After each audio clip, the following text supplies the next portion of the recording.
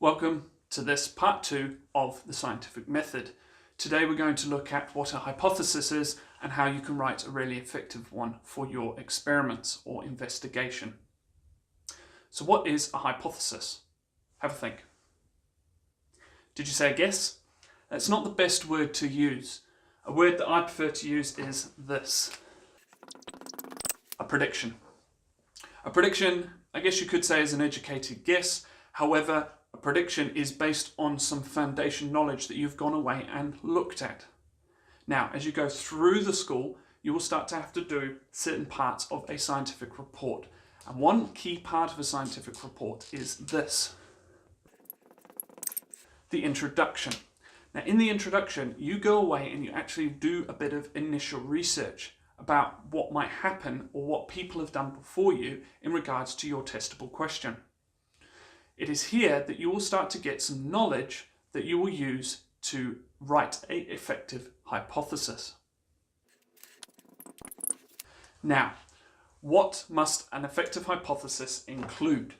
An effective hypothesis must include your independent and dependent variables, but also what you think their impact will be on your plant or on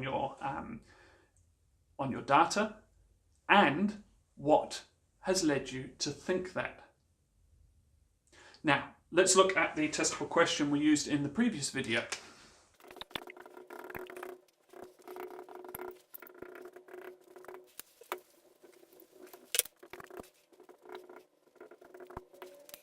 So, just to recap, here I've elaborated on the previous question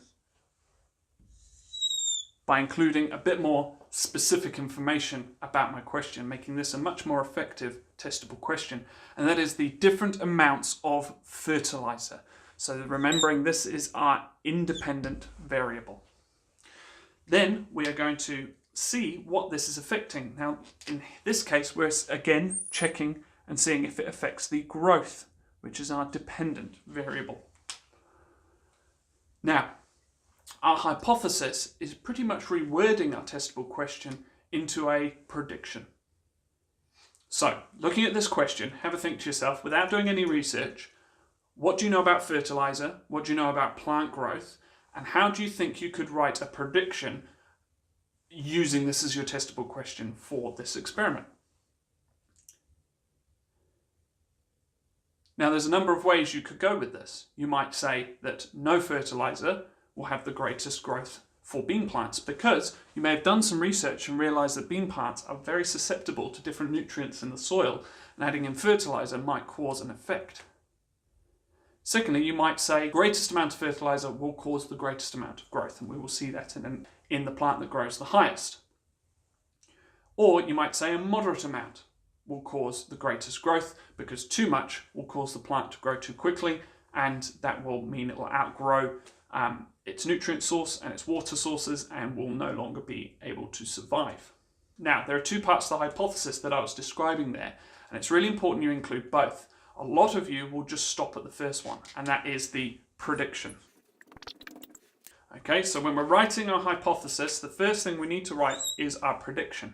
But you must back that up with a statement of why. Why are you saying that? Why are you saying that?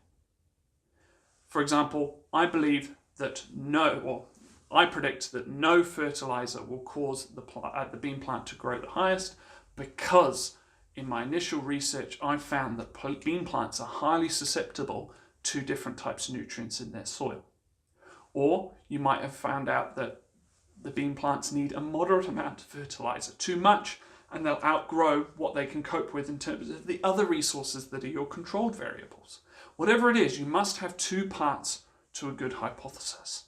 Not only the prediction, but a justification of why you have thought that that is what is going to happen in your experiment.